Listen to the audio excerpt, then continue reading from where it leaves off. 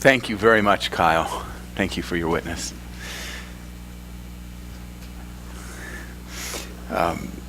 This is Stewardship Sunday, Pledge Sunday. For 4 weeks, we've been preaching on King Avenue, our home, a haven of blessing and peace.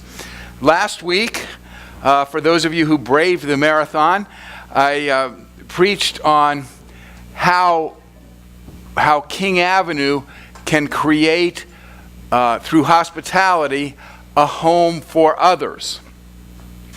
This week is how to create, through hospitality, a home for Jesus. The passage that Barbara told so well from Luke is about showing hospitality to Jesus. Simon had the opportunity, the woman had the opportunity to show hospitality. Before I get into which one really showed hospitality to Jesus in the Luke passage, I want to go back to the Ephesians passage. The Ephesians passage covers a fair share of what I talked about in the sermon last week. Showing hospitality to Jesus incorporates many of the things that we use to show hospitality to each other. The writer of Ephesians says, do not talk in falsehoods, but tell the truth to your neighbor. Well, truth-telling creates a hospitable atmosphere. Don't engage in wrangling or slander or gossip or dissension. That doesn't create hospitality. But engage in being tender-hearted and kind and thoughtful and forgiving. That does create hospitality. Do not engage in evil and don't have evil thoughts or evil speech, but build up your neighbor. Do that which edifies your neighbor.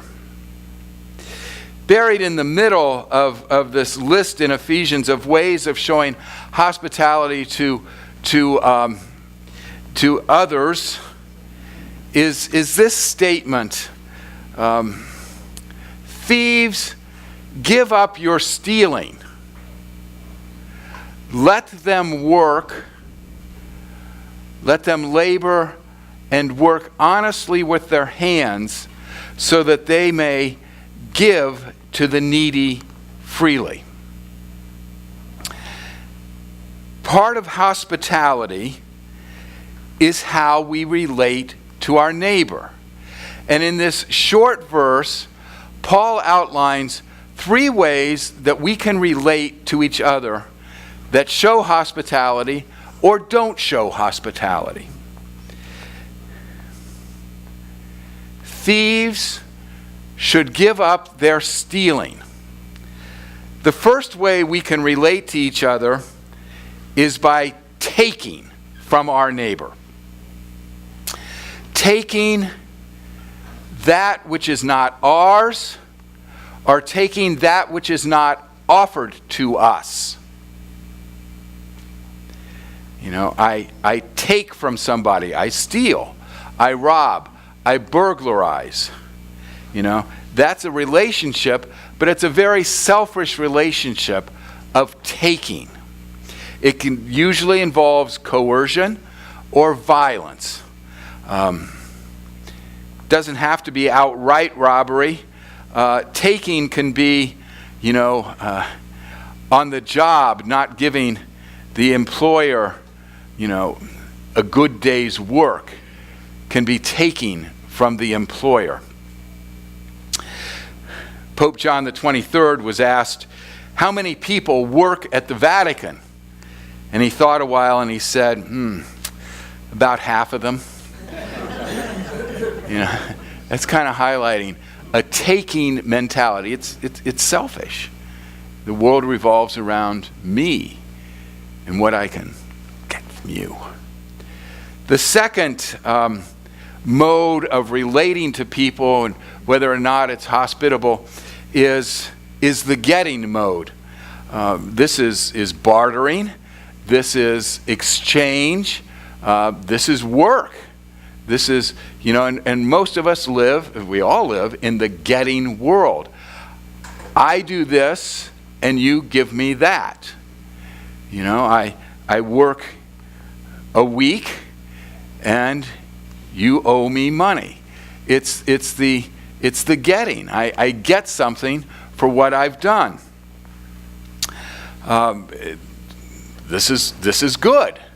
This is fair. And when Paul says he says, thieves, give up your stealing, and then he goes on to say, labor and work honestly. You know, that is the exchange mode. Working honestly. A fair day's work. Now, of course, we can get into this getting mode, and it can be manipulative and exploitative. I'll do something for you so that you're forced to give me something.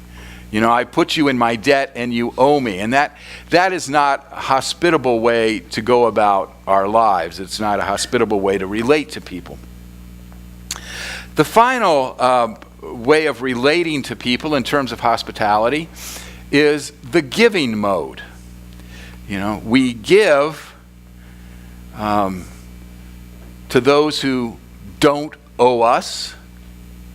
We give without expectation of reciprocation.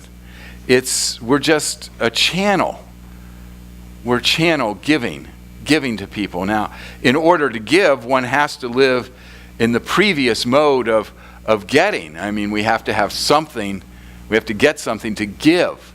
But it's the notion that we're passing on. I think of teachers.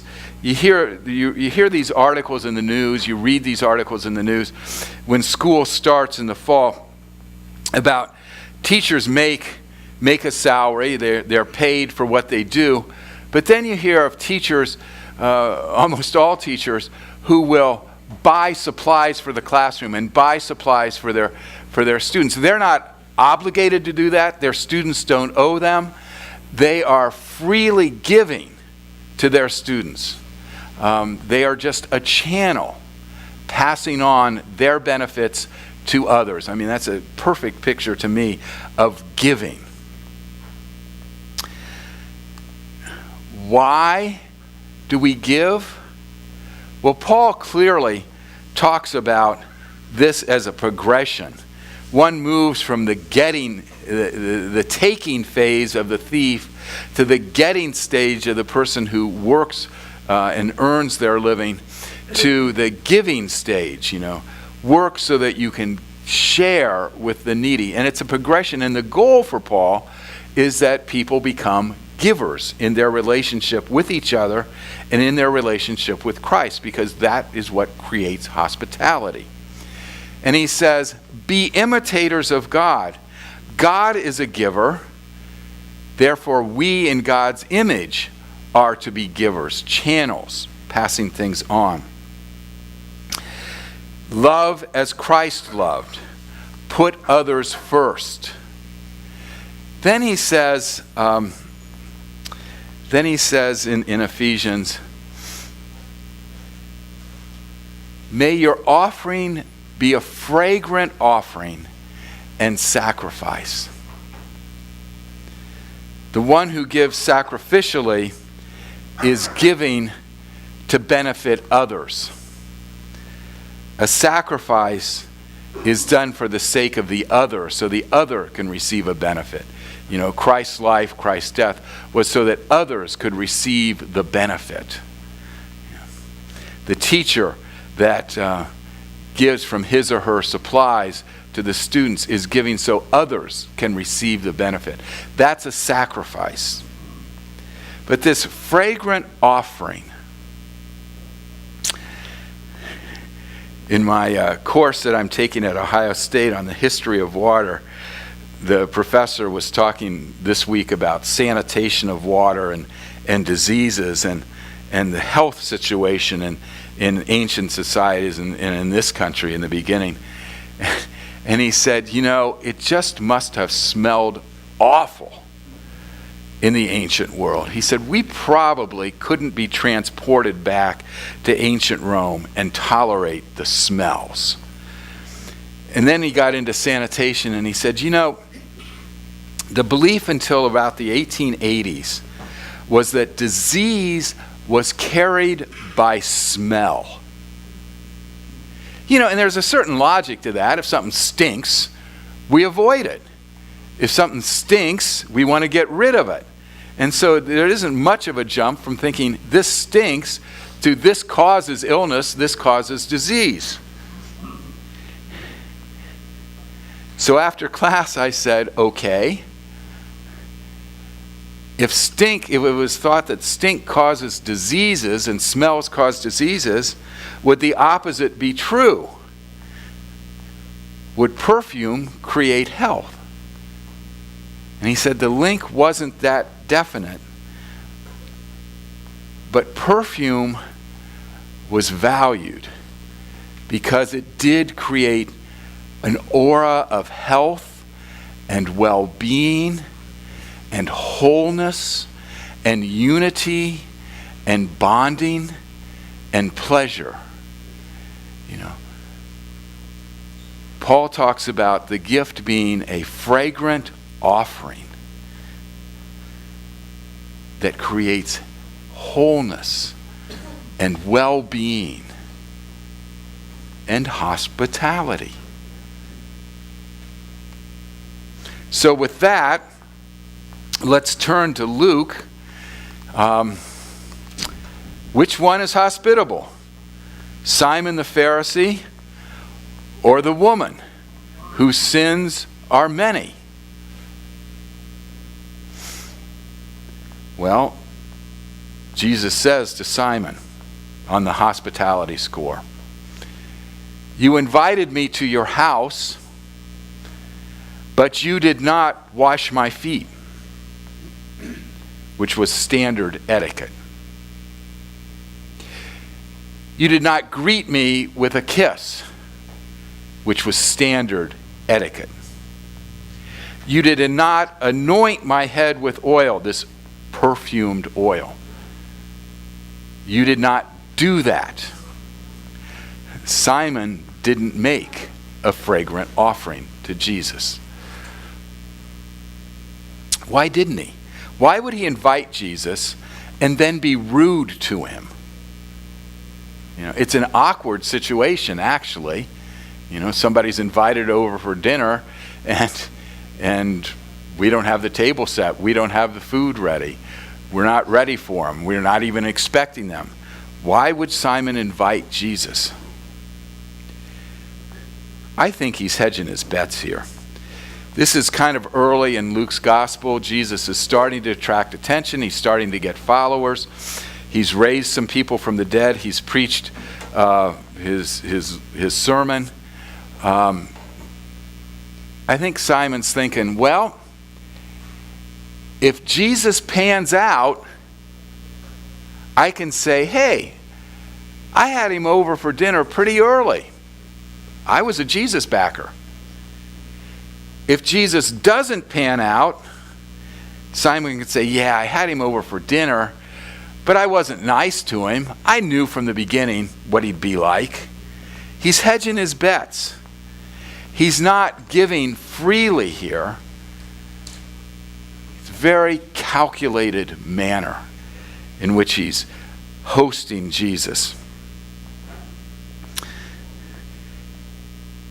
And he talks kind of behind his back or under his voice about Jesus.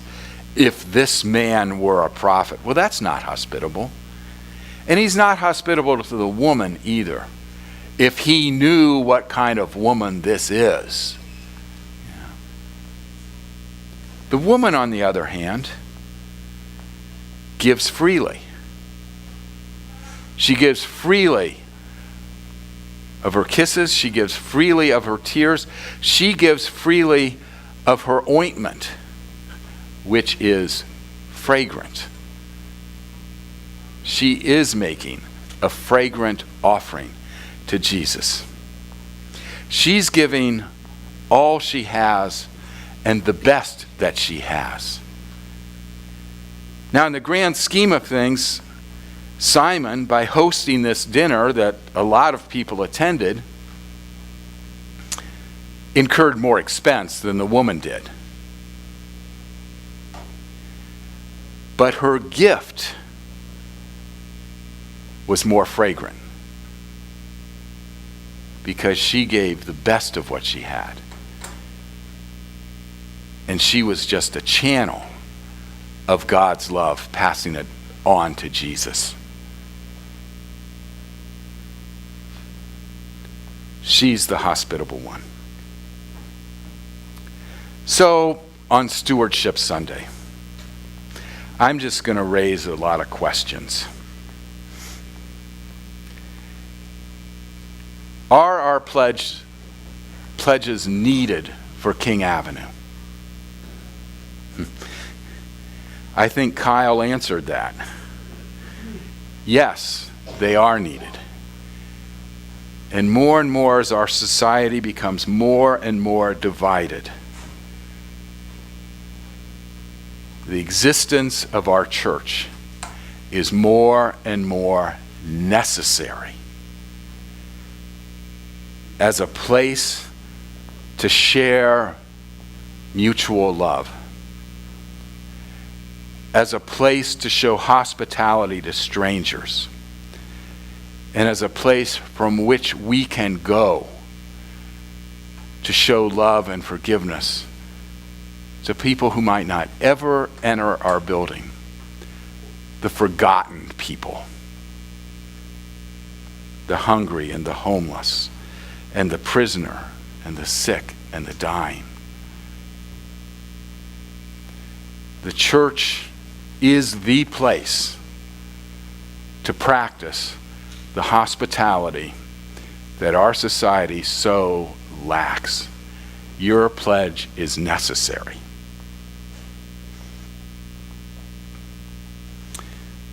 As we think about our pledge, I think it's appropriate to think about, what is my relationship to Jesus? Is it taking? Is it getting? Is it giving? Is my gift creating a home for Jesus? Is it hospitable to Jesus? And maybe most important of all, is my sacrifice fragrant? Does it create a smell of wholeness, of healing, of bonding, of unity, of pleasure, of joy? King Avenue, our home, a haven of blessing and peace. May our gifts make it fragrant. Amen.